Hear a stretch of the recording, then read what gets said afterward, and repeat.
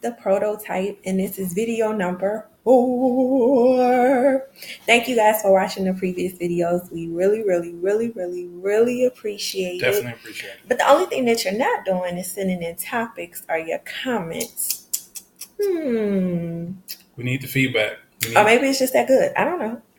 Maybe, well, come on, pat yourself on the back, girl. My girl, she's so good. Well, so today we are going to be transparent and tell you our story, our perfect love story. Our story? Not so much. Okay. So we're going to get into how we met. Now, let me tell you something. There is my story. There is his story. The truth. Lies. And there is God's story. So he has the truth. But I'm going to give you my truth. And hopefully he give you his truth. Now, without all this craziness. I just want to make sure her truth includes an inside running joke that we have about her liking someone, a certain someone who wore pink jellies. Don't do that. My bruh. Don't. It's all good. It's all out of love. It's all out of fun. Okay, so this is going left already. We're going to tell the truth. We're going to get to the bottom of the truth tonight on record. This is how we met. At a house party. My friend's house party. It was 4th of July weekend. I was preparing to graduate in October. So I had my laptop at the party. Yes, I had my laptop at the party because I was ready to graduate.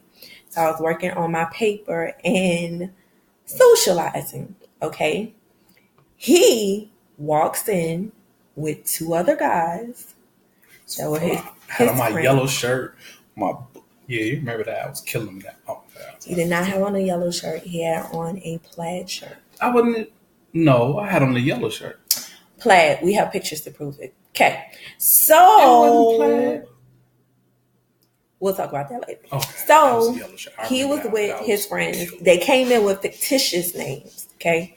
Like Rose, Sosa, and whatever else. Just foolery. Like they were mafia. My name is Philip. Here's the thing though.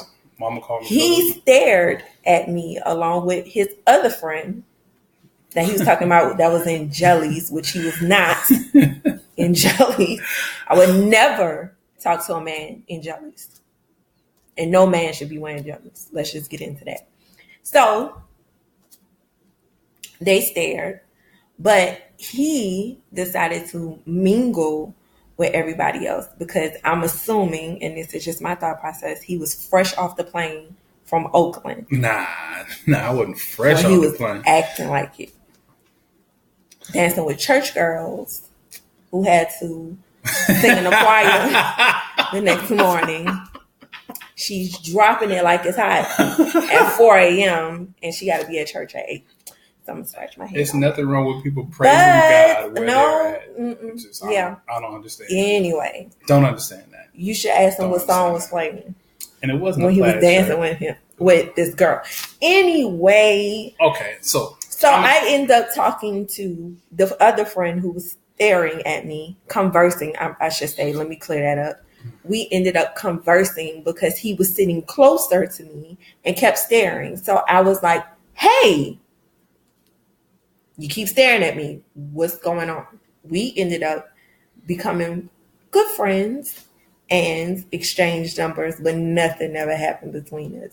But anyway, so that was the night, and that's how we met at a house party. Didn't say anything to each other at all.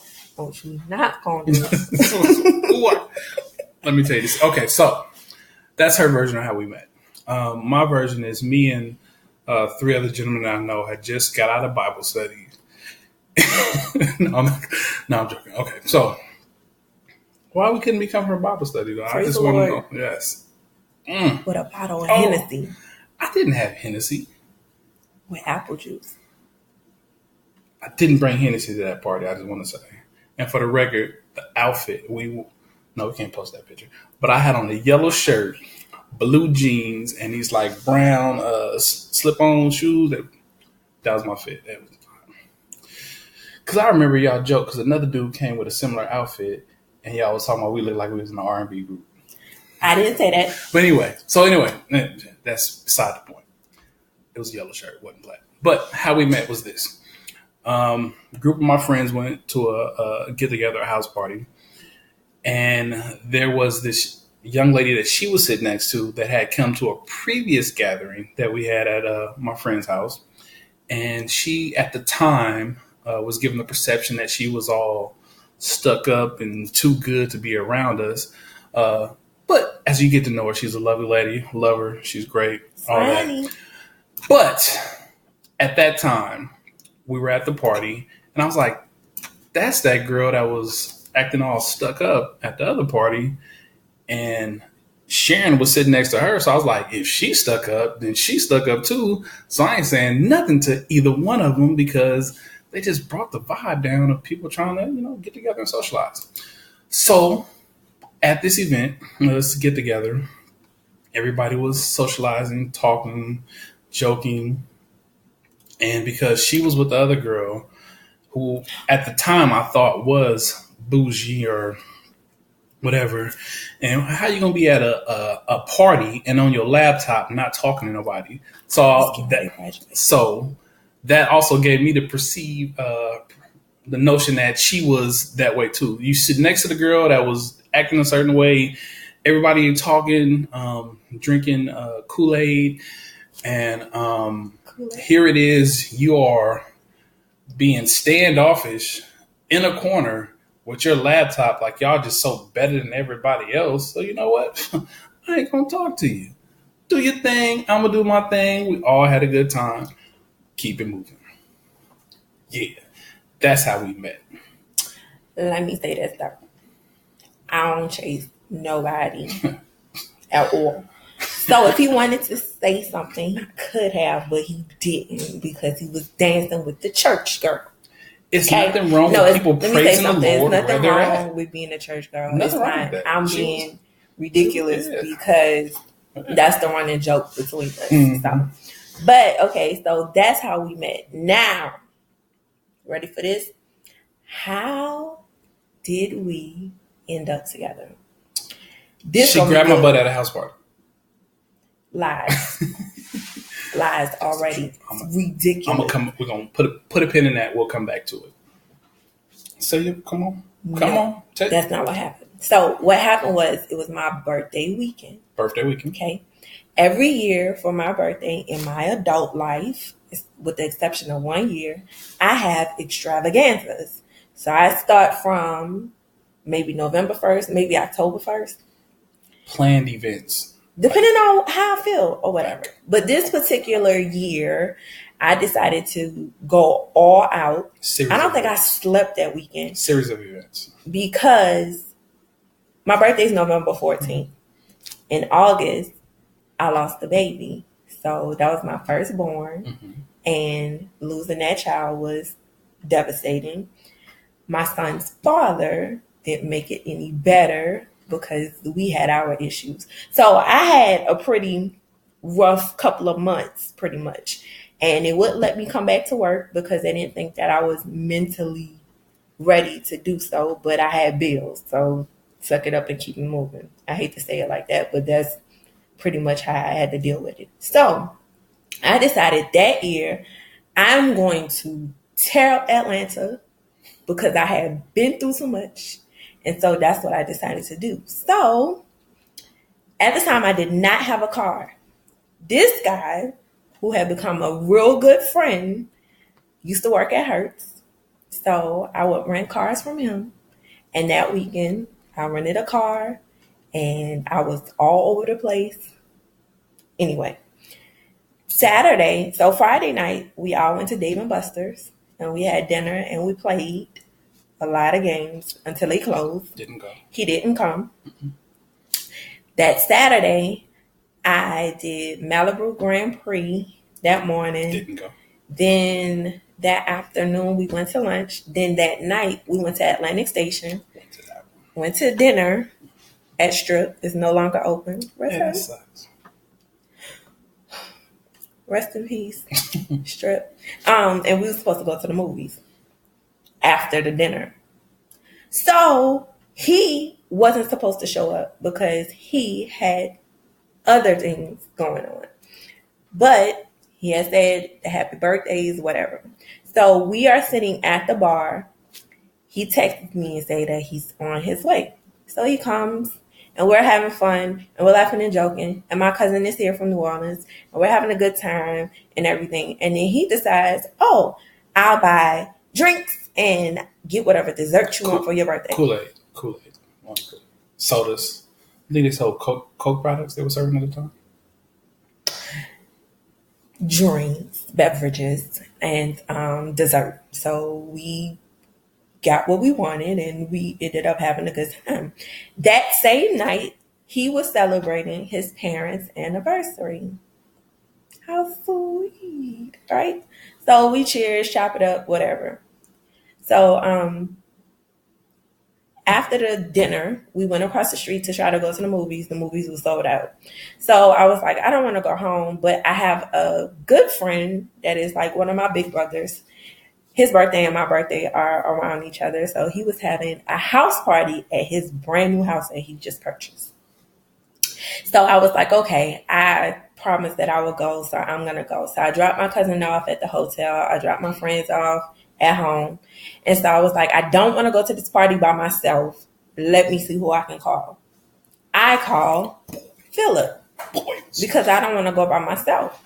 And I knew that he was in the market looking for the next dating potential. So I was like, You heard her say that. You heard her say that. I'm going to call Philip because it's going to be a lot of girls there. So that's what I did. Phil, what are you doing? Nothing. I'm at a friend's. I want to go to this party. Can you pick me up? Sure, I'll pick you up. I go pick him up. We go to my friend's house. This party was crazy. Bananas. It's crazy. It was, that's all I'm going to say. I'm going to leave that alone. Yeah. But yeah, we both walked in and was like, what did we walk into? Crazy. Just to look at him. And so, of course, he had never met my end of friends. So he's looking at me like, this what y'all do? Mm-hmm. I had nothing to do with it. Thought she was one of them good church girls. But it was my friend's birthday. So, I mean, and he had just bought the house. So kind of had to break it in just a little bit. But so anyway, we are at the party. We decide that we want to see all of the action because there was a lot of action going on. A lot of dance moves, competition, all this other stuff. Just a lot of foolery going on. So we decided to sit on the end of the sofa. Oh my God. Oh, okay. I'm sorry, on the side of the sofa, kind of like on that soft part or whatever. So we're sitting there. Song come on. I'm sitting there dancing. Just dancing in my seat. Dancing in my seat. I bump Phil because technically when we would go out with mutual friends, I would end up sitting next to him anyway, and we would end up dancing and laughing and joking and talking. This was kind of like my party buddy directly, but indirectly. It just happened. So I elbow him because whatever song was on or whatever, we both was dancing to it. So another song comes on and I'm sitting there. This one is here, right in this area, right in this whole region where my earring is. See that? Right there. And so I'm like, he's super close. And before I could turn around, he kissed me. Mind blown. What just happened? So I was like, okay, wait a minute. All right, we just playing. Maybe he had too many beverages. Kool-Aid. He's feeling himself. So I was like, okay, we're going to let that slide. So then we decide to dance again. So we danced again. It turns into another kiss. I didn't initiate it. He did. Wow. I'm freaking out. Let me tell you why I'm freaking out. Because my son's father and him were good friends. How awkward is that to get kissed by your son's father friend? Now, like I said, my son's father and I, we had issues. But the way the hood code is you never date or interact with somebody that is friends with somebody you used to date. So I'm that's the hood code you're referring to. freaking out. My mind, I'm like, we got to go. Right, I'm gonna stop you right No. there. So no. No. So I'm almost done. No. So what happens is I'm freaking out. So I'm like, okay, well maybe we should go. So I'm telling all my friends bye. We walk out or whatever. So he decides to push me on the inside of the street, and he's walking on the outside or whatever. Right. So I can appreciate that. Right. Cars are coming up. It's cars everywhere. Crazy. So I walk to the car, to the driver's side. He comes and opens the door. Typical. Gentlemen. It's fine. Gentlemen. When he opens the door, get ready to open the door, he decides not to open the door, pins me against the car, and kisses me again. Now, okay, we're gonna put a pin in that. We'll put a pin in that. Don't believe this foolishness. I'm telling you right now. So don't. All right. According to your version of the story, there was 3 kisses that each time I kissed her, but not once did you hear her say she stopped me. Pretty aggressive guy. So let's back up. And I'm in shock. Let's back up. So some of what she's saying is kind of accurate. Some of it is kind of not accurate. But, like she said, there's her version, there's my version, but only God knows the truth. So, yes, me and Sharon would always go out with our group of friends, and we would always end up in the corner, us talking about life, whatever's going on, how she's doing, how I'm doing, vice versa, but just always in a good friendship. She would come record for me, good friendship, talk to her, check on her, make sure she was good. But never on I'm trying to get with you, or no, I'm trying to talk to you. Never. Because, again, like she said, she was dating my good friend at the time. And around the time that she had lost her child, I was dealing with a breakup, and I'm not even sure what to call the situation I was going through with my daughter's mother. I'm not even sure how to label that, but we were broken up, trying to work it out, didn't work out.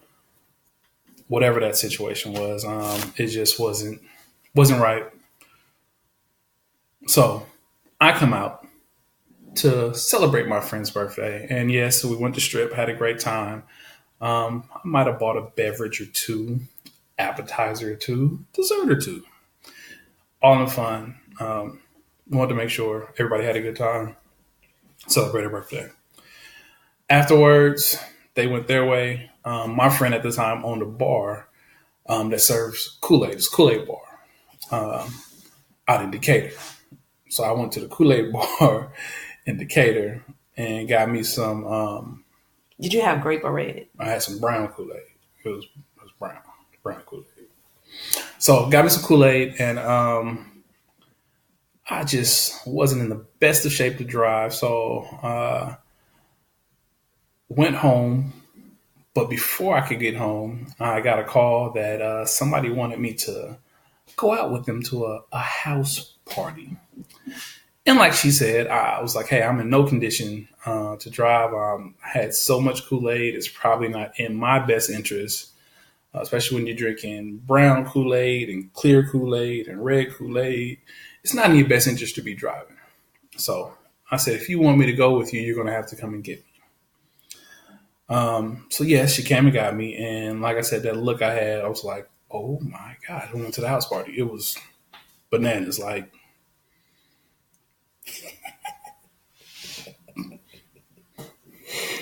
yeah. So people were enjoying themselves, and me, I was just taking it all in, and she said it was a couch, but it wasn't a couch. It was a like a chair, like a love seat. Somebody was sitting in the seat, and I was kind of leaning on the edge, and then kind of like sat on the edge. So she's standing up next to me, and we're dancing. Doing my little two-step in my seat, killing them with the show. You know what I mean? Just getting my dancing, doing my thing. And she's dancing next to me. So if somebody's dancing next with you, it's natural that if y'all dancing, you pull them closer. I just want to make sure she didn't fall. That's all. So I pulled her close to make sure she didn't fall. Mind you, I didn't have any Kool-Aid. And it just so happened that the way I was sitting and positioned, she ended up directly in front of me. And I tried to whisper something to her because the music was so loud. So I tried to talk directly into her ear. And somehow she's like, I can't hear you. And like she threw her neck at my mouth. Through her neck. I've never seen that happen before. It's a lot. Through her neck. Just all in my mouth. Who does that? That's what I said. Why would you do that? Why would you throw your neck in my mouth? You pushing it. So. You pushing it. After that, she then, while we're dancing, proceeds to grab my behind. I'm shocked. I'm like, what's going on? This is what a foolishness We were just stops. Cool. We were just friends. This is what a foolishness You're stops. grabbing my butt. You're throwing your neck in my mouth. Like, who does this? Like, I don't know what kind of party you brought me to. I hope y'all read between the lines. I don't understand. Foolishness. This foolery No, undertone. okay, for real. She did. No. We were enjoying ourselves. And, sometimes the moment presents itself and you gotta take a shot. Shoot your shot. And I shot my shot. I think it worked out for me, pretty well. But I shot my shot. I kissed her. Yes, I did. I kissed her. Thank you. I did. But she did grab my butt. Why were we Stop dancing? saying that. You did. I did not. You did. I did not. I didn't. I didn't. It didn't happen. It didn't. But yes, I kissed her. And it's a little different than what she said. I didn't throw her or pin her up against the car outside. I opened her door, and before she could get in the car, I grabbed her closely and I kissed her again. Yes, so yes, I kissed her. I did it, and I do it again. Yes. Now, the point I'm trying to make of this whole story and explain to you how we got together, she plotted on me. She knew that I had been drinking a lot of Kool-Aid.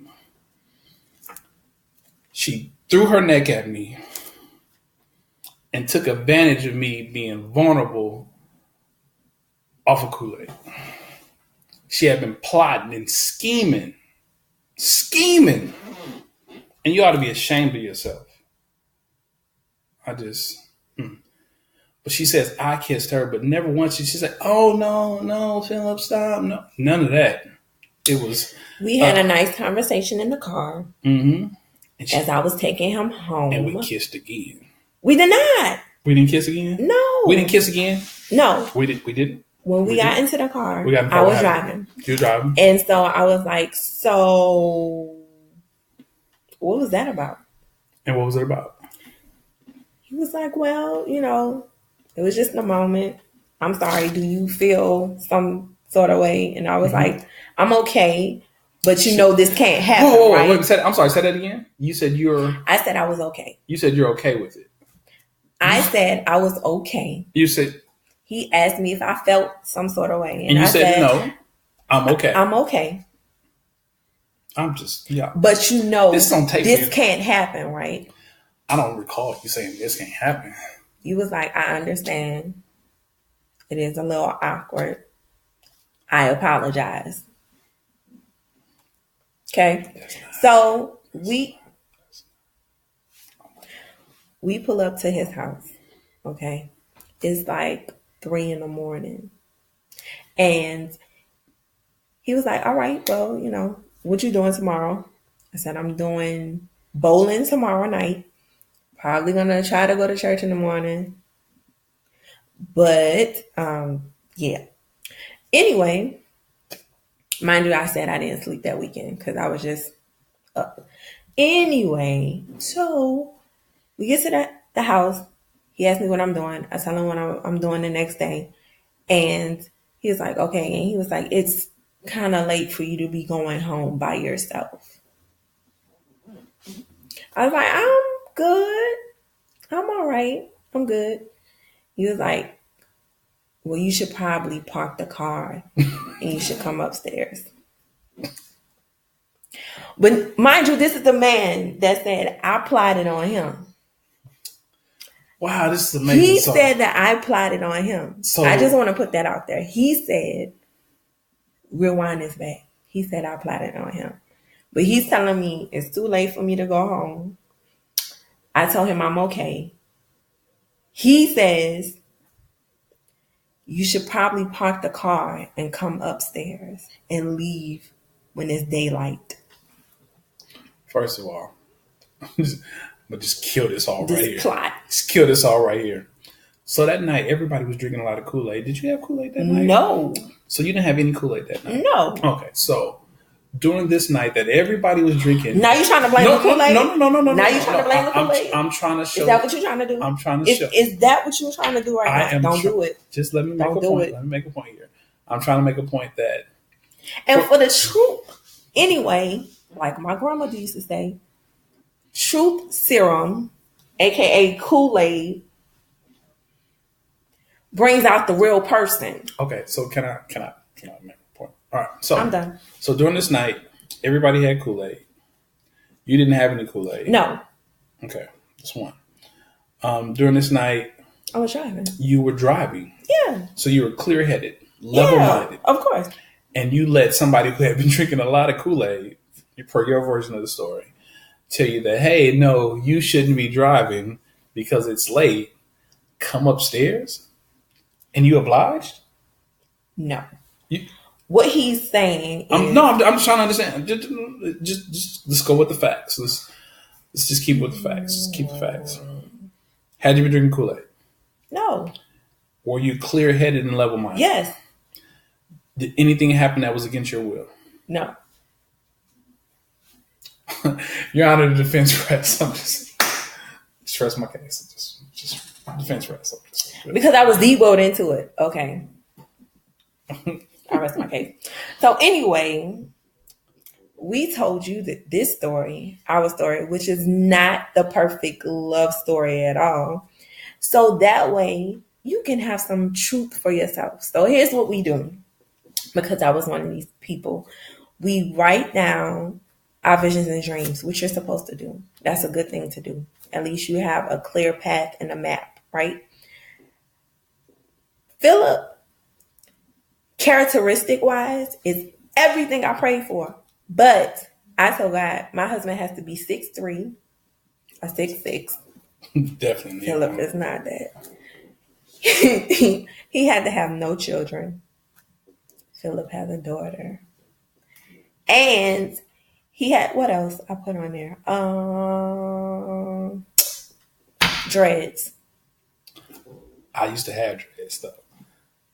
Phil had the same haircut. But yeah, when I met him.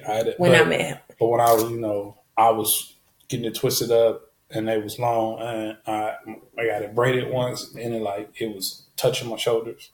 So yeah, I had dreads. So anyway, what I'm saying is you don't always get what you want. God will send you what you need.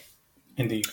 Even though the situation was very complicated, because like I said, his friend, I dated, we had a baby, we lost the baby.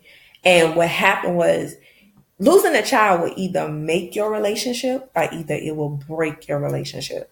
In this case, it broke us. And after that happened, I found out that he was married, and he had been married for 5 years and never said anything. Mm-hmm. So Yeah. it was just a complicated, very complicated situation. And of course, we went blow for blow when we decided that we were going to be together, and people chose sides. And what happened was we ended up with probably like 5 friends after that. Yeah. But it is what it is. But had I stayed in the mind frame of he was his friend, I can't date him, I would have missed my blessing. So I had to do some serious praying and be like, okay, what am I supposed to do with this right here? And I got my answer. And so here we are. Next month in July, it'll be 4 years later. 4 years later. And so there's no regret. There's no remorse. People got hurt. We got hurt.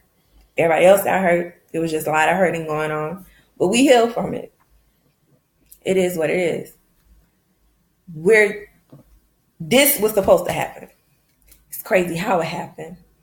But this was supposed to happen. Now, had I got with Phil before all of that, this wouldn't be happening right now because I wasn't mature enough, for one.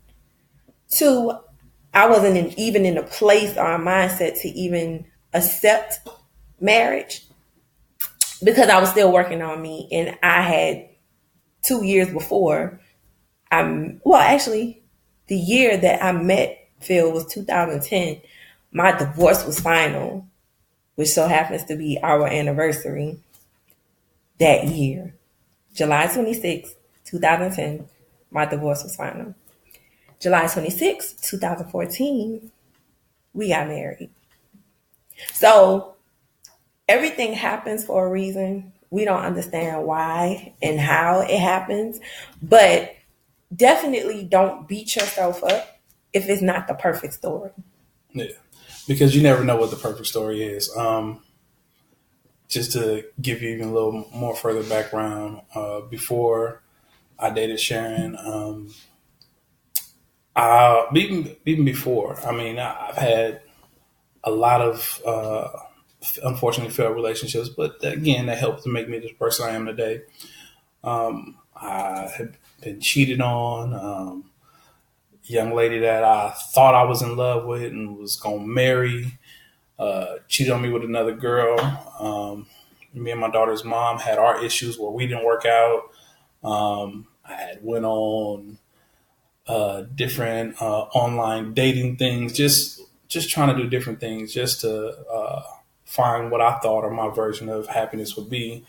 And lo and behold, it was right there in front of me. I just didn't realize it. So again, you never know what God has in store for you. You never know what the plan is. It may not come the way you want it to be. It may not, the path, the vision, the outlook may not be what you want it to be or what you thought it was going to be. But when God says it and when God puts it there for you, it's there. And when it's right, you know it's right. And when me and Sharon got together, we, again, like she said, we lost friends. Our family, they weren't too happy with it. And me and her talked because my family knew my friend. My family had met my daughter's mom. And now all of a sudden there's this girl that I'm talking to or I'm seeing that completely changed my life. And nobody understood why. And me and her sat down and talked. And, it was like, if our family don't like it, I'm sure your mom wasn't too happy with the situation either. Because everybody knew the backstory. Yeah, everybody. So it was like a constant struggle throughout the whole thing. And then not to mention, I felt bad about it because I was like, I don't like seeing anybody hurt. Mm-hmm. And I don't like being that person on the other end that's like, not saying that I was doing the hurt, but to them, that's how they felt. Like, she's hurting me. So it was terrible. Yeah. But said all that to say that regardless of what it looks like, regardless of what your family may think, your friends may think, the people you may lose. Me and her sit down and we talk, and I'm like, look, if we're going to do this, we're going to do this. So it's going to be us versus the world. We joke about it. It's called the United Front. Regardless of what happens out there, what happens with anybody else, me and her are always on the same page. If she wrong, I got her back. She right. I don't care.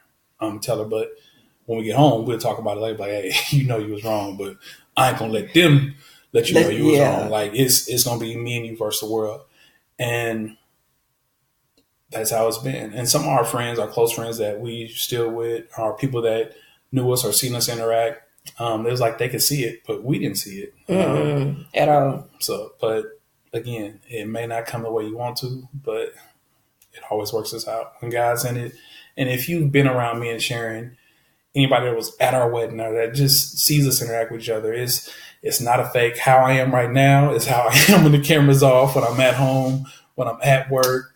This is who we are. I mean, we love each other. We have fun. We joke around. But this is who we are, and this is what meant to be, and it works out. So it may not look right. It may look messy. It may hurt some feelings. You may get your feelings hurt. But in the end, what God has for you is going to be the best thing ever. And that's what marriage is about anyway. It's you two. You leave and cleave to each other. Mm-hmm. So it's going to always be you two. And of course, somebody going to always have something to say. But keep your business to yourself. But yeah, that's another plug. We're gonna do that later. But it's always been us, and it's gonna be us, even with our children. It's us, because they won't be able to play us against each other, because one say something, the other one is co-signing. Mm-hmm. We'll talk about it later. But yeah, don't beat yourself up about it. Don't be frustrated because your supposed relationship don't look like what somebody else have. It's okay to look at other couples and see how they got together and ask questions and everything, but don't dwell on their story like you don't have one, because everybody's story is different. It is. And so, like I said, but because of how it happened, I wouldn't have never been like, yeah, right, that's not how I'm going to meet my husband, because I don't even rock like that. But that's how it happened. And it turned out that my husband was in the friend zone. Shit. He was a friend. She thought I was in that box, but no. No, we were friends. Again, at the time, she liked dudes that wore pink jelly. But it's jellies. I'm just saying, they was pink. The gentleman had on a red shirt and red shoes that match. In Georgia, anybody at that party, Georgia, they tell you he had on pink shoes. My bad, bro. They was pink. Just saying. Anybody will tell you that in Georgia they tend to match. Sometimes overly match. I think the shoes, the socks, the pants, the belt, t-shirt.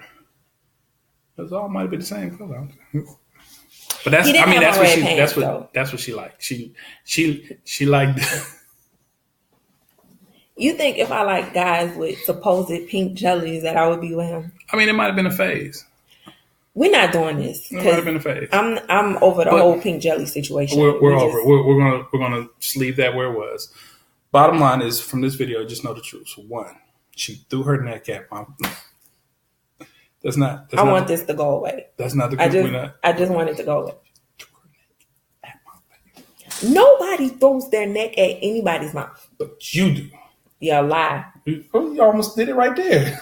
Golly, calm down, woman. My life. Okay? My life. But yes, so we hope that this was. I had to catch it. How you gonna catch it? I had to catch it with my mouth. Anyway, because this is foolishness. Anyway, so we were transparent. Yeah. To be able to help you get out your situation. Even if you are married, you have your own story, and you can continue to build your story every day. That's the other thing too. Like, your story does not stop. It continues. So you can write the book and keep it moving. That's just how life works. So we hope that you enjoyed it. Definitely. We hope that you had a little bit of laughter. A little bit. Just a little bit. And we hope that through all this, you got the truth of what really happened in the situation. No comment. So the truth of what really happened in the situation. I need you to look me in my eyes. Look me in my eyes.